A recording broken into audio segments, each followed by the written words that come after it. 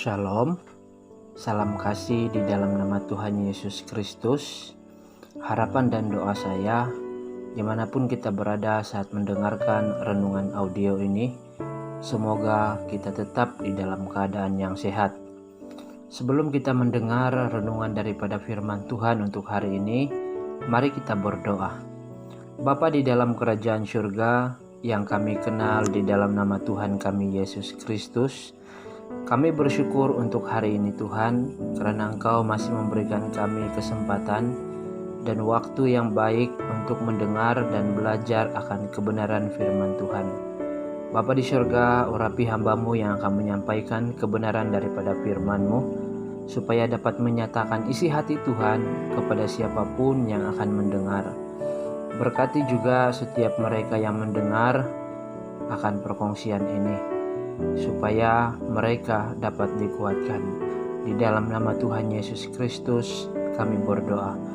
Amin. Saudara yang dikasihi Tuhan, untuk perkongsian hari ini saya mengambil satu teks yang terambil daripada Efesus pasal yang keempat, ayat yang ke-17 sehingga ayat ke-24.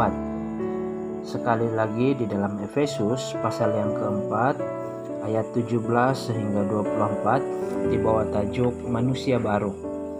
Saya akan membacakan firman Tuhan di sini. Sebab itu kukatakan dan kutegaskan ini kepadamu di dalam Tuhan.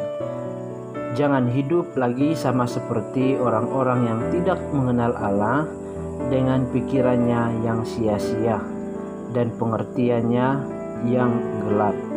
Jauh dari hidup persekutuan dengan Allah, karena kebodohan yang ada di dalam mereka dan karena kedegilan hati mereka.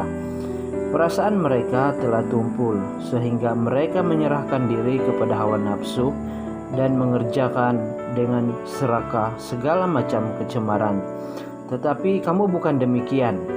Kamu telah belajar mengenal Kristus, karena kamu telah mendengar tentang Dia dan menerima pengajaran di dalam Dia menurut kebenaran yang nyata dalam Yesus, yaitu bahwa kamu berhubung dengan kehidupan kamu yang dahulu harus meninggalkan manusia lama yang menemui kebinasaannya oleh hawa nafsunya yang menyesatkan, supaya kamu diperbaharui di dalam roh dan pikiranmu, dan mengenakan manusia baru yang telah diciptakan menurut kehendak Allah di dalam kebenaran dan kekudusan yang sesungguhnya, kata firman Tuhan. Saudara yang dikasihi, hari ini saya mengambil satu tema yang sederhana untuk kita pelajari bersama, yaitu memiliki hidup baru. Saya pernah mendengar ada beberapa orang di luar sana yang pernah mengatakan seperti ini. Mengapa perlu menjadi orang Kristen? Saya melihat ramai sekali orang Kristen yang hidupnya jauh lebih jahat daripada orang yang tidak beragama ataupun orang yang tidak mengenal Allah. Nah saudara, kata-kata ini cukup keras, namun saya tidak menghakimi. Tetapi daripada pandangan ini, ternyata masih ramai orang Kristen yang hidupnya sama seperti orang yang tidak mengenal Allah. Mereka ini menyerahkan diri kepada hawa nafsu dan mengerjakan segala macam kecemaran dan dosa. Sebab itu ada orang-orang di luar sana yang berani untuk mengatakan bahwa mengapa perlu menjadi orang Kristen, sedangkan kehidupan orang Kristen itu jauh lebih jahat daripada orang yang tidak mengenal Allah.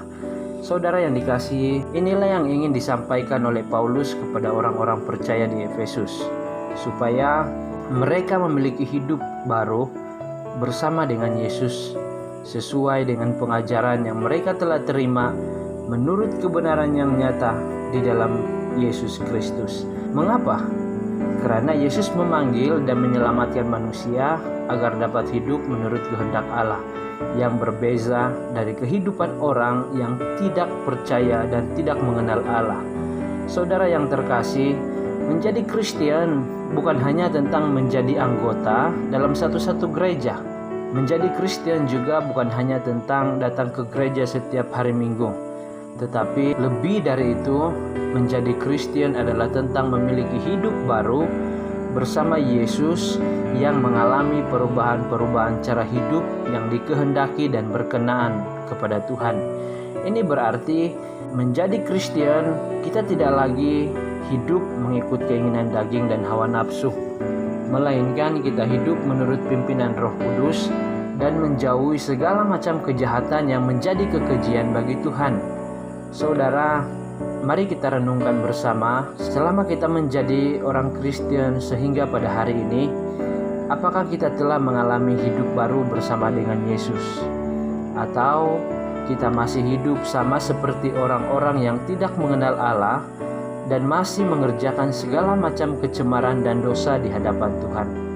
Saudara, ingatlah bahwa Allah memanggil kita untuk diselamatkan, supaya kita memiliki hidup baru yang dapat menjadi terang, menjadi garam, dan menjadi berkat bagi orang lain, sehingga Tuhan terus dipermuliakan di dalam kehidupan kita. Tuhan memberkati. Mari kita berdoa.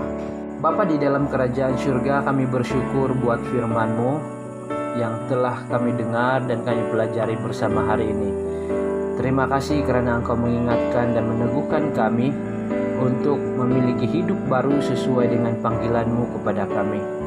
Bapa di surga, ampuni kami jika kami masih hidup dalam keinginan dan hawa nafsu kami yang berdosa. Dan bimbing kami agar kami terus dapat mengikuti kehendak Tuhan di dalam kehidupan kami. Di dalam nama Yesus kami berdoa. Amin.